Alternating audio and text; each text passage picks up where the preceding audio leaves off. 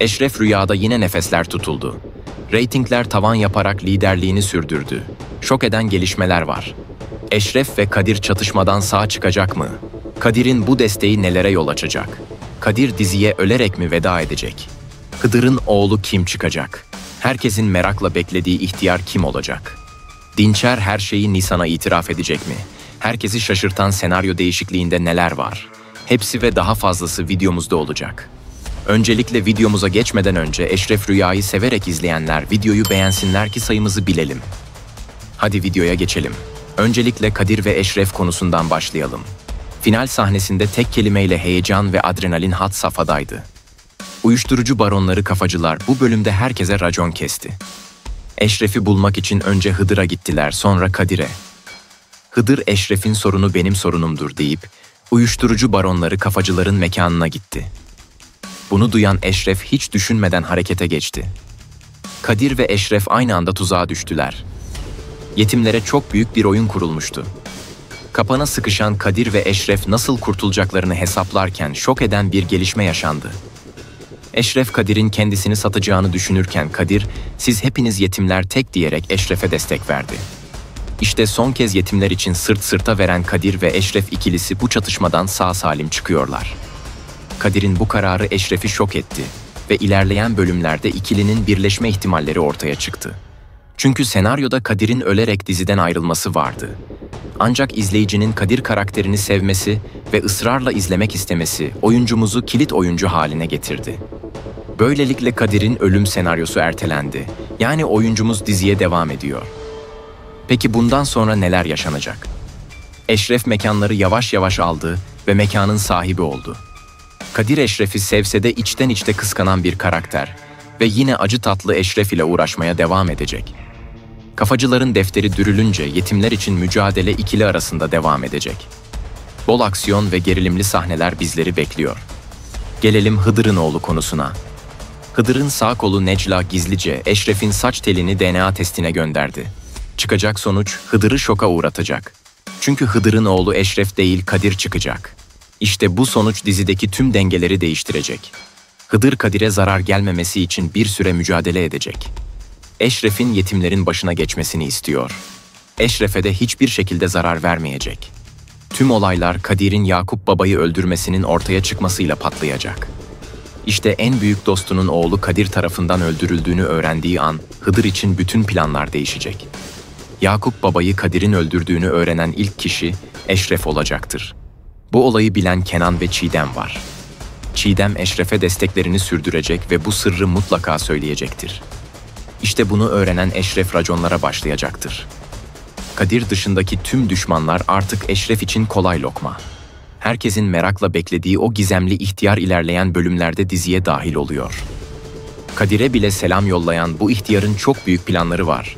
Kadir Eşref'e "Dikkat et, büyük düşmanlarımız var" derken Eşref "Allah'tan başka büyük yoktur" diyerek cevabını verdi. İhtiyarı canlandıracak oyuncu henüz netleşmedi. Peki sizce ihtiyar karakterini hangi oyuncu canlandırmalı, yorumlara yazalım. Diğer yandan Eşref'in en büyük hesaplaşması Dinçer ile olacak. Dinçer'in ölmediğini ve kendini öldü göstererek biraz nefes alacağını önceki analiz videolarımda söylemiştim. Tüm tahminlerim doğru çıktı. Eşref ve Dinçer hesaplaşmasının vaktinin geldiğini düşünüyorum.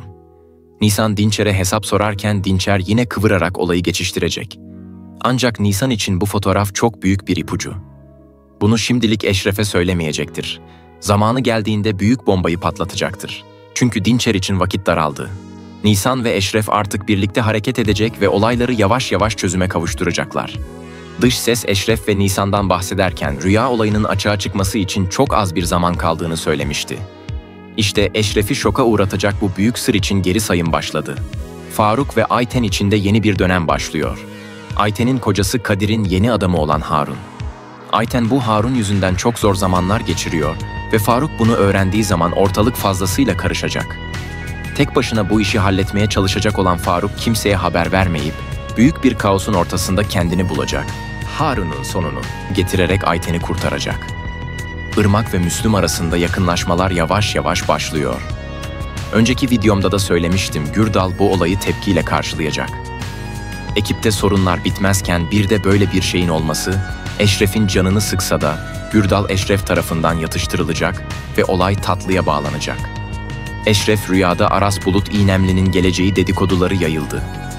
Ancak net olarak şunu söylemeliyim ki böyle bir şey yok arkadaşlar. Haberler tamamen yalan. Bunu Dinçer karakterini oynayan Tamer Rumeli de yalanladı. O yüzden sağdan soldan duyduğunuz hiçbir habere itibar etmeyin. En doğru haberleri ben zaten sizlere aktarmaya çalışıyorum. Peki Eşref rüya final mi yoksa sezon finali mi olacak? Öncelikle çarşamba günlerinin vazgeçilmez dizisi Eşref Rüya oldu. Reytingler beklenenden yüksek gelmeye devam ediyor. Oyuncularımızın performansları takdire şayan. İşte bu veriler doğrultusunda bu sezon kesinlikle final yok arkadaşlar. Sezon finali yapıp yeni sezona Eşref Rüya devam edecek. Ancak birçok konuda senaryo değişikliği yapılacak, bunu söylemiştim. Nisan'ın rüya olduğunun ortaya çıkması, Kadir'in Yakup Baba'nın katili olduğunun ortaya çıkması ve Dinçer'in oyunları derken bu sezonu büyük ihtimalle noktalayacağız. İşte bu bağlamda yeni sezon için görüşülen birkaç oyuncu var. Bu oyuncular adından fazlasıyla söz ettirecek. Diziye de renk katacaktır. Şimdilik bu isimler sır gibi saklanıyor. Eşref'e ilerleyen bölümlerde yeni düşmanlar gelecek. Başta İhtiyar. Gerçekten şunu söylemeliyim ki diziyi izlerken çok zevk alıyorum. Sanki sinema film izler gibi zevk veriyor. Oyuncuların kalitesi, çekim açıları ve ses derken bölüm hızlıca bitiyor. İşte böyle kaliteli bir yapımda emeklerinin karşılığını reytinglerden alıyor. Umarım en az 5 ila 6 sezon Eşref Rüya dizimiz devam eder.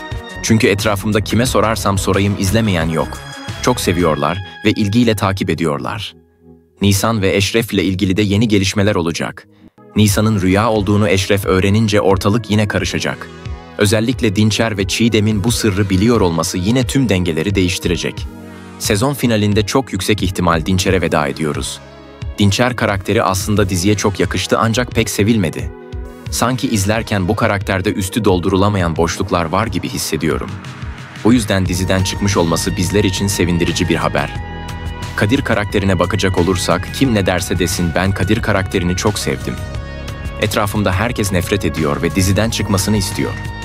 Ben istemiyorum çünkü Kadir karakteri kötü de olsa oyunculuğuyla kendini kesinlikle izletiyor arkadaşlar. O mimikleri olsun, anlık tepkileri olsun, esprileri olsun diziye renk ve hava katıyor. Şahsen ben ölmesini istemiyorum.